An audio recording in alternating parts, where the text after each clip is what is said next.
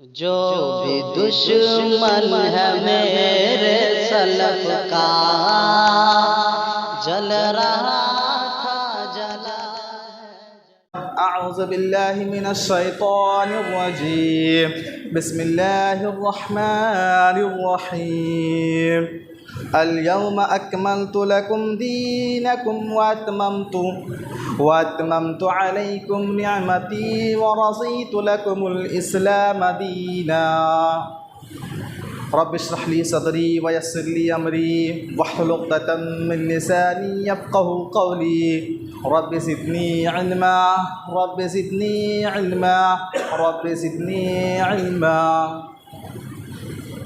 ہر طرح کی تعریف حمد و ثنا اللہ رب العالمین کے لیے ہے، جس نے ہم سارے انسانوں کو اس دنیا کے اندر پیدا فرمایا اور ہم سب کی رشد و ہدایت کی خاطر بہت سارے انبیاء کرام کو اس دنیا کے اندر پیدا فرمایا۔ ان تمام انبیاء کرام پر درود و سلام کا نذرانہ ہو، بالخصوص ہمارے اور آپ کے پیارے نبی آخری نبی جناب محمد رسول اللہ صلی اللہ علیہ وسلم پر۔ برادران اسلام اور دینی ملی بھائیوں، ہم اور آپ جس ماہ سے ابھی گزر رہے ہیں، عربی کیلنڈر کے اعتبار سے تیسرا مہینہ ہے اور ربیع الاول کا مہینہ ہے، اور آج اس مہینے کی 6 تاریخ ہے۔ میرے بھائیوں، اس مہینے میں 12 ربیع الاول کو مسلمانوں کا ایک طبقہ ایسا ہے جو عید میلاد النبی کے نام پر تہوار اور جشن مناتے ہیں۔ آج کے خطبہ جمعہ میں اسی حوالے سے گفتگو کروں گا۔ اللہ رب العالمین سے دعا کیجیے اللہ تعالیٰ مجھے سچ اور حق کہنے کی توفیق دے اور ہم سب کو ان باتوں پر زیادہ سے زیادہ عمل کرنے کی توفیق دے، آمین۔ خطبہ مسنونہ کے بعد جو آیت پڑھی گئی سورہ مائدہ کی آیت الیوم اکملت لکم دینکم، اللہ تبارک و تعالیٰ فرماتا ہے میں نے تمہارے لیے تمہارے دین کو مکمل کر دیا اور اپنی نعمت تمہارے اوپر پوری کر دی۔ مذہب اسلام کو بحیثیت دین ہم نے پسند کر لیا۔ اللہ تبارک و تعالیٰ یہ فرماتا ہے۔ اس آیت کریمہ میں یہ بتایا گیا ہے کہ دین اسلام، ہمارا جو اسلام ہے یہ مکمل ہو چکا ہے۔ مذہب اسلام ایک کامل اور مکمل دین ہے، اور آج سے تقریباً 1400 سال پہلے یہ دین مکمل ہو چکا ہے، اسلام مکمل ہو چکا ہے۔ اب اس میں نہ کوئی چیز کمی کی جائے گی اور نہ ہی اس میں کوئی چیز اضافہ کیا جا سکتا ہے۔ میرے بھائیوں، اب سوال یہ پیدا ہوتا ہے کہ اگر اب ہم اسلام کو سمجھنا چاہیں، اسلام کو جاننا چاہیں، شریعت کو سمجھنا چاہیں، تو کس طریقے پر ہم شریعت کو سمجھیں، کس طریقے پر ہم قرآن کو سمجھیں، احادیث نبویہ کو سمجھیں، وہ کون سا منہج ہو، وہ کون سا طریقہ ہو؟ تو یاد رکھیے، قرآن کو سمجھنے کے لیے، حدیث کو سمجھنے کے لیے، شریعت کو سمجھنے کے لیے ہمیں صحابہ کرام کو آئیڈیل ماننا پڑے گا، صحابہ کرام کو آئیڈیل تصور کرنا پڑے گا۔ اور یہ میں اپنی طرف سے نہیں کہتا ہوں، بلکہ اللہ تبارک و تعالیٰ قرآن پاک میں ارشاد فرماتا ہے، سورہ بقرہ آیت نمبر 134 پر اللہ فرماتا ہے یہ وہی لوگ ہدایت پر ہوں گے جو صحابہ کی طرح ایمان لائیں گے۔ میرے بھائیوں، اور یاد رکھیے، صحابہ کرام کے منہج سے ہٹ کر اگر ہم شریعت کو سمجھنے کی کوشش کریں گے، صحابہ کرام کے طریقے کو چھوڑ کر قرآن اور حدیث کو سمجھنے کی کوشش کریں گے تو گمراہ ہو جائیں گے۔ اور گمراہی نہیں بلکہ ایسے لوگوں کے لیے شریعت نے وعید سنائی ہے۔ اللہ تبارک و تعالی سورہ نساء آیت نمبر 115 پر ارشاد فرماتا ہے وَمَن يُشَاقِقِ الرَّسُولَ من بعد ما تبین له الہدی ویتبع غیر سبیل المؤمنین۔ اللہ تبارک و تعالی فرماتا ہے کہ جو شخص صحیح راستہ معلوم ہو جانے کے بعد جو پیغمبر کی مخالفت کرے، رسول کی مخالفت کرے اور مومنین کے راستے کے علاوہ، مومنین سے مراد یہاں صحابہ کرام ہے۔ مفسرین نے لکھا ہے کہ مومنین سے مراد یہاں صحابہ کرام ہے کہ صحابہ کرام کے راستے کے سوا کوئی اور راستے کو اپنائے گا، اللہ فرماتا ہے کل قیامت کے دن ہم اسے جہنم میں ڈالیں گے، نصلیہ جہنم وساعت مسیرا، اور وہ جہنم بڑی ہی خطرناک اور بڑی ہی بری جگہ ہے۔ اس لیے میرے بھائیوں، ہمیں اس لیے اگر شریعت کو سمجھنا ہے، قرآن اور حدیث کو سمجھنا ہے، تو صحابہ کرام کے منہج سے سمجھنا ہے، صحابہ کرام کے طریقے پر سمجھنا ہے، تب جا کے کامیابی ملے گی۔ تو اور یہ بھی یاد رکھیے، آخر صحابہ کرام کو معیار کیوں مانیں، صحابہ کرام کو آئیڈیل کیوں مانیں قرآن اور حدیث پر عمل کرنے میں، قرآن اور حدیث کو سمجھنے میں؟ تو یاد رکھیے صحابہ کرام کی یہ جماعت وہ مقدس جماعت ہے جس کے سامنے قرآن کا نزول ہوا، صحابہ کرام کی جماعت وہ مقدس جماعت ہے جس نے نبی کے سامنے عمل کیا، صحابہ کرام کی جماعت وہ مقدس جماعت ہے جس نے نبی صلی اللہ علیہ وسلم سے سیکھا، نبی کو دیکھا اور نبی کی موجودگی میں عمل کیا، اور جس کے بارے میں رب نے قرآن میں کہا رضی اللہ عنہم ورضوا عنہ، اللہ تعالیٰ ان سے راضی ہے اور یہ لوگ بھی ان سے راضی ہیں۔ اس لیے میرے بھائیوں، قرآن اور سنت کو سمجھنا ہے، اسلام کو جاننا ہے، تو صحابہ کرام کے طریقے کو اپنانا پڑے گا۔ اب یہ جو باتیں بتائی گئی ہے، اب اس کو ذہن میں رکھیں، اور آئیے ہم چلتے ہیں کہ عید میلاد کی حقیقت کیا ہے۔ سب سے پہلی بات جان لیجئے کہ عید میلاد کا معنی کیا ہے، عید میلاد کا مطلب کیا ہے۔ تو یاد رکھیے، عید میلاد اگر ہم کہتے ہیں تو اس کا مطلب ہوتا ہے جنم دن پر خوشی منانا، اور جب کہا جائے عید میلاد النبی تو نبی کی ولادت پر، نبی کی پیدائش پر جشن منانا، خوشی منانا۔ تو عید میلاد جسے آج لوگوں میں مشہور ہے برتھ ڈے کے نام سے، برتھ ڈے کے نام سے بچہ جانتا ہے، تو اسی کو عید میلاد کہتے ہیں، برتھ ڈے کو۔ میرے بھائیوں، قرآن پاک میں کیا اس کا ثبوت ہے کہ نبی کے برتھ ڈے منایا جائے، نبی کی تاریخی پیدائش پر جشن منا جائے؟ کیا احادیث پاک میں اس کا ثبوت ہے؟ کیا صحابہ کرام سے اس کا ثبوت ملتا ہے؟ یاد رکھیں میرے بھائیوں، اگر ایمانداری کے ساتھ قرآن اور احادیث کا مطالعہ کریں گے، تعصب کے عینک کو ہٹا کر اگر آپ شریعت کا مطالعہ کریں گے، تو یہ بات آیا ہوگی اور یہ بات آپ کو پتہ چلے گا کہ یہ برتھ ڈے اس کا کہیں ثبوت نہیں ملتا، نہ نبی کی برتھ ڈے نہ کسی اور کی برتھ ڈے پر خوشی اور جشن منانے کا ثبوت ملتا ہے۔ حتیٰ کہ مسلمانوں کا وہ طبقہ جو عید میلاد نبی مناتے ہیں، وہ جن ائمہ کو فالو کرتے ہیں، انہوں نے بھی عید میلاد منانے کا نہ حکم دیا ہے نہ منایا ہے۔ پیران پیر عبد القادر جیلانی رحمہ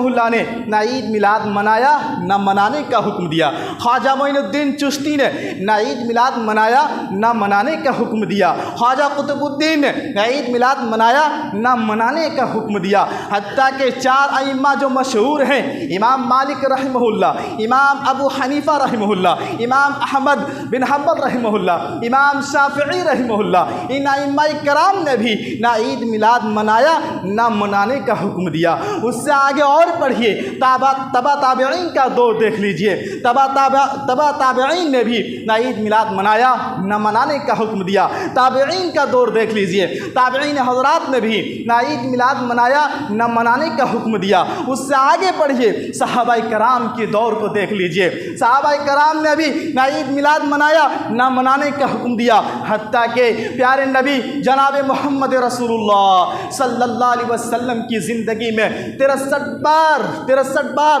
12 ربیع الاول کی تاریخ آئی، لیکن آپ نے کبھی اپنی تاریخی پیدائش پر جشن نہیں منایا، برتھ ڈے نہیں منایا۔ اور نبوت کی بات کی اگر زندگی دیکھا جائے تو 23 سال ایسا ہیں جس میں آپ صلی اللہ علیہ وسلم کی تاریخی پیدائش کا دن آیا، لیکن آپ نے کبھی جنم دن تاریخی پیدائش پر برتھ ڈے اور عید میلاد نہیں منایا۔ اور آپ صلی اللہ علیہ وسلم نے نہ صرف اپنی بلکہ آپ صلی اللہ علیہ وسلم کی اولادیں بھی تھیں. آپ کی زندگی میں آپ کی اولاد زندہ بھی تھے اور آپ کی زندگی میں آپ کی اولادیں وفات بھی پائی. آپ نے کسی بھی اولاد کی برتھ ڈے اور جنم دن نہیں منایا. افسوس ہوتا ہے آج کے سماج اور معاشرے پہ نظر دوڑانے سے. آج دیکھیے کتنے ایسے مسلمان ہیں جو خود کو مسلمان کہتے ہیں, خود کو نبی کی امتی کہتے ہیں, لیکن اپنی برتھ ڈے مناتے ہیں, اپنے بچوں کی برتھ ڈے مناتے ہیں, بڑے جوش و خروش کے ساتھ, بڑے انتظامات کے ساتھ برتھ ڈے مناتے ہیں. میرے بھائیوں یاد رکھو یہ غیروں کا طریقہ ہے, یہ ہماری شریعت کی تعلیم نہیں ہے. افسوس ہوتا ہے ان ماں باپ پر کہ جنہوں نے اپنے بچوں کو بچپن ہی میں یہ تعلیم دے دی کہ برتھ ڈے ہے تمہارا. آج بچے کو پوچھئے, صحیح سے بولنا بھی نہیں آتا زبان سے, لیکن پھر بھی بتائیں گے کہ فلاں تاریخ کو میرا برتھ ڈے ہے, فلاں تاریخ کو میرا جنم دن ہے.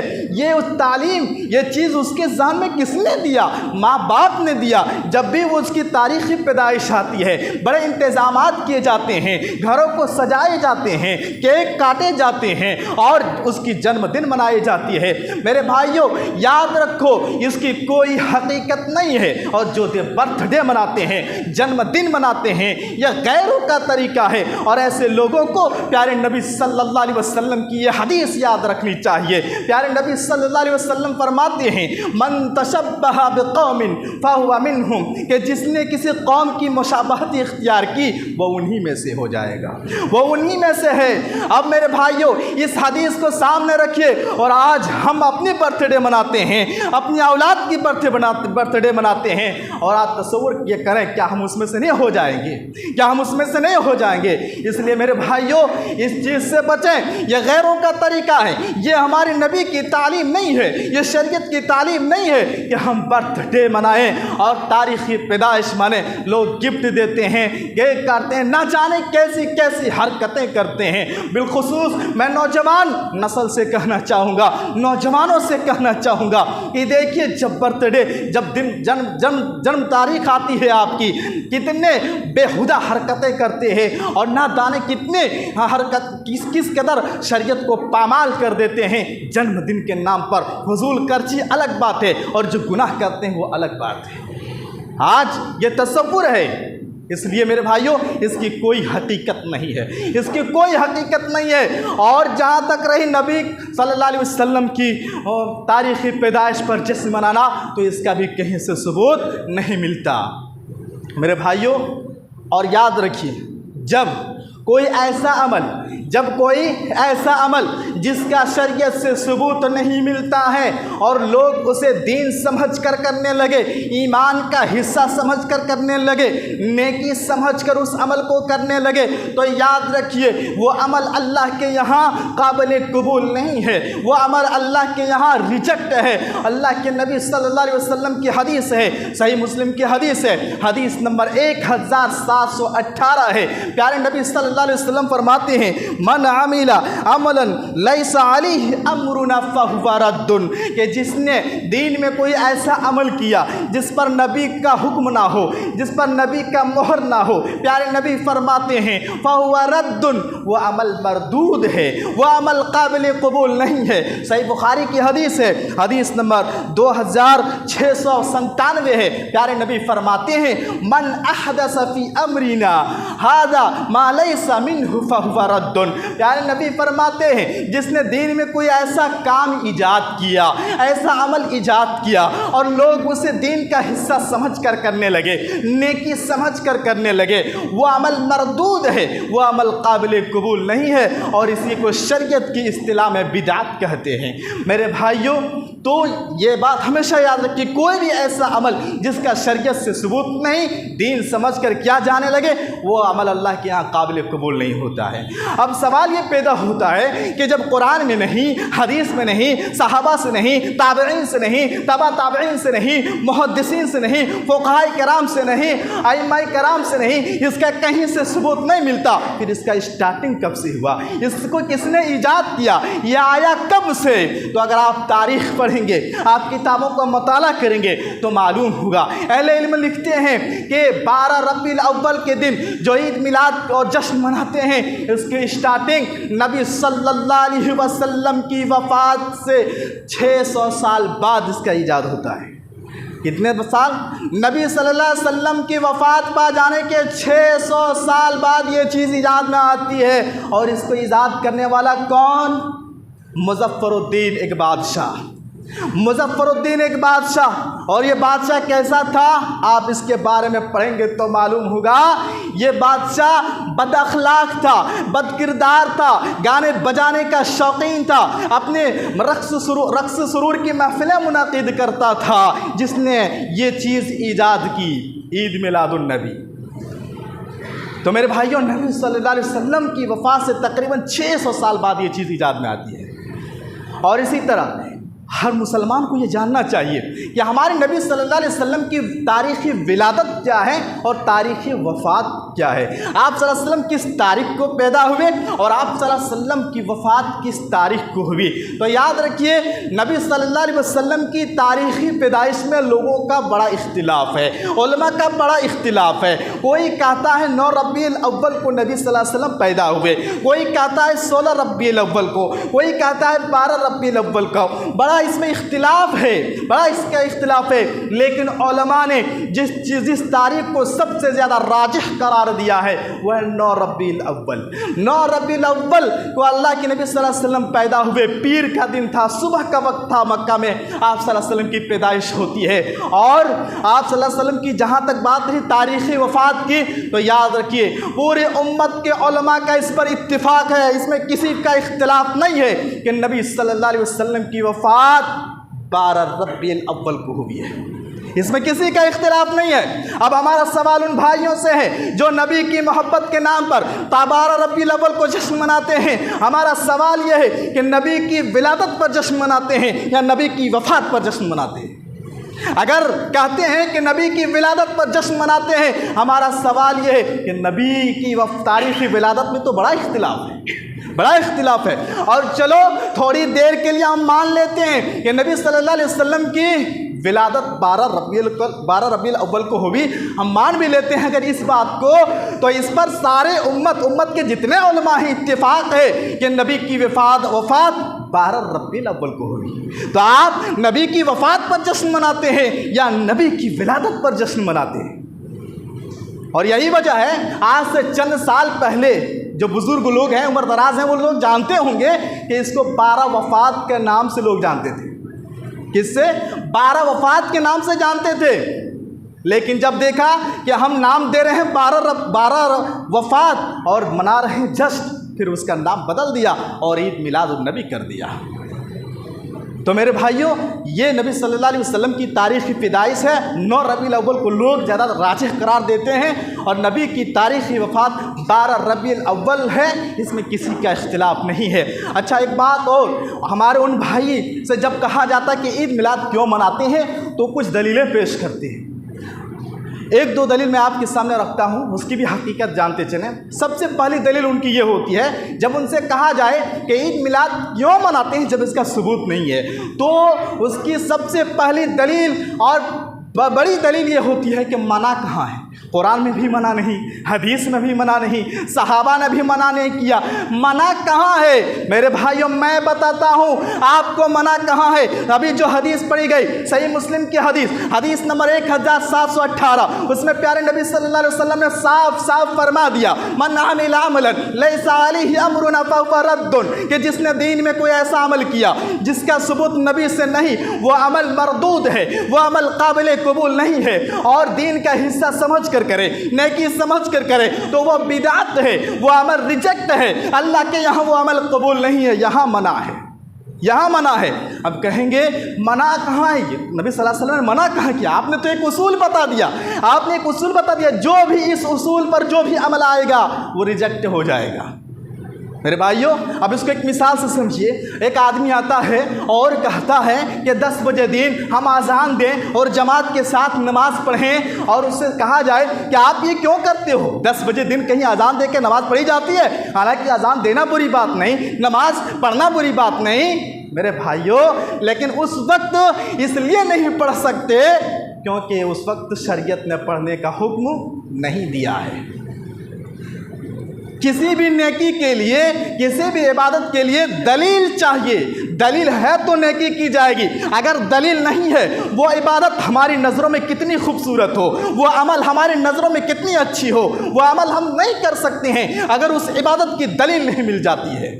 عبادت کے لیے دلیل چاہیے، عبادت کے لیے دلیل چاہیے، بغیر دلیل کی کوئی عبادت نہیں مانی جائے گی۔ اسی طرح میرے بھائی ایک دلیل کیا پیش کرتے ہیں کہ یہ سالانہ یادگار ہے، اس سے نبی کی محبت میں اضافہ ہوتا ہے۔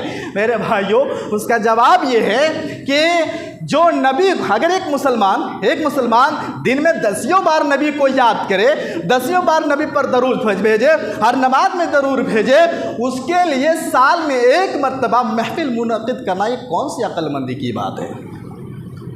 سالانہ یادگار محفل وہ کرے جو نبی کو کبھی یاد نہ کرے، وہ سالانہ محفل منعقد کرے، لیکن جو نبی کو روزانہ یاد کرے، 10 بار یاد کرے، اس کے لیے کون سی عقل مندی کی بات ہے کہ سالانہ ہم محفل منعقد کر کے نبی کو یاد کریں؟ اور نبی کی محبت کا تقاضا یہ نہیں ہے کہ سال میں ایک مرتبہ ہم جلوس نکالیں، سال میں ایک مرتبہ محفل منعقد کریں اور نعرے بازی لگائیں، ڈی جے بجائیں۔ نبی کی محبت کا تقاضا یہ نہیں ہے۔ محبت رسول کا تقاضا کیا ہے؟ محبت رسول کا تقاضا یہ ہے کہ نبی صلی اللہ علیہ وسلم کے احکامات پر عمل کیا جائے۔ نبی محبت رسول کا تقاضا یہ ہے کہ نبی نے جس کام کو کرنے کا حکم دیا وہ کیا جائے، اور جس سے منع کر دیا اس سے رک جانا چاہیے۔ یہ محبت رسول کا تقاضا ہے۔ محبت رسول کا تقاضا یہ نہیں کہ ہم ڈی جے بجائیں، محبت رسول کا تقاضا یہ نہیں ہم جلوس نکالیں، محبت رسول کا تقاضا یہ نہیں ہم نعرہ بازی کریں، محبت رسول کا تقاضا یہ نہیں ہم گاڑیوں کوچھوں کو جام کریں، محبت رسول کا تقاضا یہ نہیں ہم اپنے گھروں پر ہری جھنڈے لگا دیں۔ یہ محبت رسول کا تقاضا نہیں ہے۔ محبت رسول کا تقاضا یہ ہے کہ نبی کی باتوں پر اگر آپ عمل کرتے ہیں تو حقیقت میں آپ کے اندر نبی سے محبت ہے، اگر آپ نبی کی بات پر عمل نہیں ہے تو آپ لاکھ حرکتیں کر لے، نبی کی محبت کا یہ ثبوت نہیں ہے، یہ پہچان نہیں ہے۔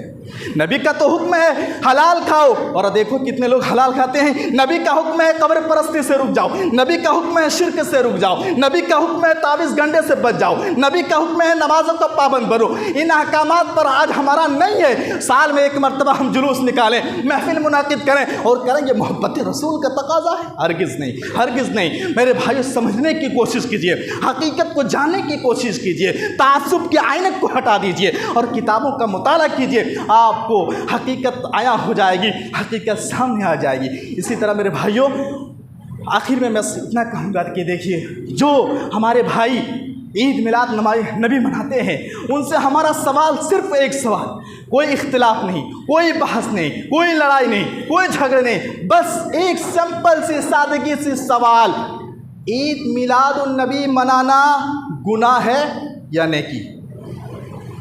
سمپل سی سوال، عید میلاد النبی منانا یہ گناہ ہے یا نیکی؟ اگر جواب ملتا ہے گناہ تو پھر ہمیں اس پر کوئی بحث نہیں کرنا ہے۔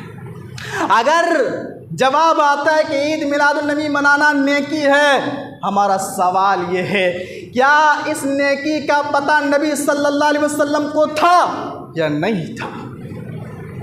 اگر کہتے ہیں نبی کو پتہ ہے تو ہمارا سوال یہ ہے کہ کہاں لکھا ہے، ہمیں بھی ذرا دکھا دو، کہاں لکھا ہے اس نیکی کا پتہ؟ اور اگر نبی کو پتہ تھا اور نبی نے نہیں بتایا، نعوذ باللہ، تو نبی خائن تھے، نعوذ باللہ نبی نے امت سے نیکی کو چھپا لی، نعوذ باللہ آپ نے اپنی امت کو یہ نیکی نہیں بتائی۔ سمپل سی سوال کہ نیکی ہے یا گناہ؟ اگر نیکی ہے تو اس کہاں لکھا ہے؟ نبی کو پتہ تھا کہ نہیں؟ اگر نہیں ہے تو پھر میرے بھائیو ایسا عمل ہم کیوں کریں جس کا ثبوت نبی سے نہیں ہے؟ ایسا عمل کیوں کریں جس کا ثبوت شریعت سے نہیں ہے؟ میرے بھائیو، اور آخر میں مختصر ایک حدیث پیش کر کے آپ اپنی بات کو ختم کروں گا کہ دیکھیے، جس 12 ربیع الاول کے دن لوگ ڈی جے بجاتے ہیں، جلوس نکالتے ہیں، ہری جھنڈے لہراتے ہیں اور جشن مناتے ہیں، پتہ ہے اس دن نبی صلی اللہ علیہ وسلم کی حالت کیا تھی؟ جس نبی کے نام پر یہ حرکتیں کرتے ہیں اس دن پیارے نبی صلی اللہ علیہ وسلم کی حالت کیا تھی، صحابہ کرام کا عالم کیا تھا؟ اللہ اکبر، آپ حدیث کا مطالعہ کیجئے تو پتہ چلے گا۔ 12 ربیع الاول کی تاریخ تھی، فجر کے بعد سے نبی صلی اللہ علیہ وسلم کی طبیعت بگڑنے شروع ہو گئی۔ جیسے جیسے وقت گزرتا گیا آپ صلی اللہ علیہ وسلم موت کے قریب ہونے لگے۔ میرے بھائیوں، حضرت عائشہ رضی اللہ تعالیٰ عنہ کہتی ہے، صحیح بخاری میں روایت موجود ہے کہ نبی صلی اللہ علیہ وسلم کا سر مبارک میرے رانگ میں رکھا ہوا تھا، اور آپ صلی اللہ علیہ وسلم اپنی بیوی زوجہ محترمہ حضرت عائشہ رضی اللہ تعالیٰ عنہ سے کہتے ہیں کہ مجھے مسواک چاہیے۔ آپ نے مسواک کی طرف اشارہ کیا۔ آپ حضرت عائشہ کہتی ہے میں نے آپ کو مسواک دیا، لیکن آپ صلی اللہ علیہ وسلم کو مسواک چبانے کی بھی سکت نہ تھی۔ آپ صلی اللہ علیہ وسلم مسواک بھی چبا نہیں سکتے تھے۔ اس طرح اس مرحلے میں آپ پہنچ چکے تھے۔ الغرض حضرت عائشہ رضی اللہ تعالی عنہا نے وہ مسواک لیا اور مسواک کو نرم کر کے پھر آپ کو دیا۔ میرے بھائیوں، حضرت عائشہ رضی اللہ تعالی عنہا کے آنکھوں پہ آنسو، آپ کی بیٹی حضرت فاطمہ رضی اللہ تعالی عنہا آپ کے پاس بیٹھی ہوئی ہے، آپ کا جگر کا ٹکڑا، آپ کی بیٹی فاطمہ، ان کی آنکھوں پر آنسو ہے۔ اور جب آپ صلی اللہ علیہ وسلم پر موت طاری ہونے لگی، جو حضرت فاطمہ رضی اللہ تعالی عنہا نے جب اپنے باپ کے اوپر موت کی سختیاں دیکھی، آپ کی بیٹی حضرت فاطمہ اللہ سے دعا کرنے لگی، اللہ میری بیٹی، اللہ میرے باپ کو موت کی سختی سے بچا، اللہ میرے باپ کو موت کی سختی سے بچا۔ یہ نبی صلی اللہ علیہ وسلم کی لخت جگر فاطمہ کی عالم ہے، رو رہی ہیں، حضرت عائشہ رو رہی ہیں، صحابہ کرام کے چہرے مرجھائے ہوئے ہیں، یہاں تک کہ نبی صلی اللہ علیہ وسلم اس دنیا سے رخصت ہو جاتے ہیں، آپ صلی اللہ علیہ وسلم انتقال کر جاتے ہیں، آپ کے جسم سے روح نکل جاتی ہے، صحابہ کرام کے چہرے مرجھائے ہوئے ہیں، رو رہے ہیں، آپ کی بیٹی رو رہی ہے، آپ کی بیوی رو رہی ہے، صحابہ کرام پر ایک اداسی چھائی ہوئی ہے، غم کا بادل چھایا ہوا ہے، آنکھوں میں آنسو ہے۔ میرے بھائیوں، حضرت عمر کا عالم تو یہ تھا، ننگی تلوار لیے اور کہتے ہیں اگر جس نے یہ کہا کہ آج نبی کی وفات ہو گیا اس کا سر تن سے جدا کر دوں گا، حضرت عمر ماننے کو تیار نہیں تھا۔ الغرض ابو بکر صدیق رضی اللہ تعالیٰ عنہ نے صحابہ کو سمجھایا، صحابہ کو دلاسا دیا اور کہا کہ نبی ہمارے اور آپ کی طرح ایک انسان تھے، وہ نبی صلی اللہ علیہ وسلم اب اللہ کو پیارے ہو چکے ہیں۔ میرے بھائیوں، بتانا یہ چاہتا ہوں کہ جس دن جس نبی کے نام پر 12 ربیع الاول کی تاریخ کو یہ لوگ جشن مناتے ہیں، طرح طرح کی حرکتیں کرتے ہیں، نعرے بازی کرتے ہیں، سڑکوں کو جام کر دیتے ہیں، جس کی وجہ سے غیر ہمیں گالی دیتے ہیں، میرے بھائیوں دوسروں کو تکلیف پہنچاتے ہیں، اس دن نبی کی حالت تو یہ تھی، اس دن نبی صحابہ کے عالم تو یہ تھا، اور اس کی نبی کی محبت پر جشن مناتے ہیں۔ الغرض میں یہ کہنا چاہتا ہوں کہ میرے بھائیوں، جو بھی عمل کرتے ہیں اس کی ایک مرتبہ تحقیق کر لیجئے، کیا قرآن و سنت سے اس کا ثبوت ملتا ہے یا نہیں؟ اگر نہیں ملتا ہے تو پھر ہم ایسے عمل کیوں کریں؟ اللہ رب العالمین سے دعا کیجئے، اللہ رب العالمین ہم سارے مسلمانوں کو کتاب و سنت سمجھنے کی توفیق عطا فرما۔ یا پروردگار، ہم جتنے یا پروردگار جو بھی مسلمان بھائی ان بدعات، خرافات اور اس طرح کی برائیوں میں ملوث ہیں، اللہ تو ہدایت دینے والا ہے، تو ہم سب کو راہ راست پر لے چل، ہم سب کو صراط مستقیم پر لے چل۔ یا پروردگار، جب تک ہم سب کو تو زندہ رکھ، اللہ ایمان پر، عقیدہ توحید پر زندہ رکھ، اور جب ہم سب کا خاتمہ ہو کلمہ لا الہ الا اللہ اور عقیدہ توحید پر ہو، آمین۔